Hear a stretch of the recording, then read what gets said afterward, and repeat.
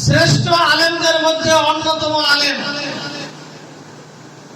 যিনি এই বাংলাদেশে নয় সারা দুনিয়াতে কোরআনের তাফসীর যেভাবে মানুষকে শুনিয়েছেন, এই সংস্কৃতি যিনি এই দেশের মানুষকে শিখিয়েছেন, এরকম একজন আলেমকে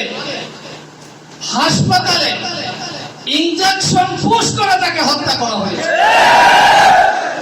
এগুলোর মধ্য দিয়ে জামাত ইসলামী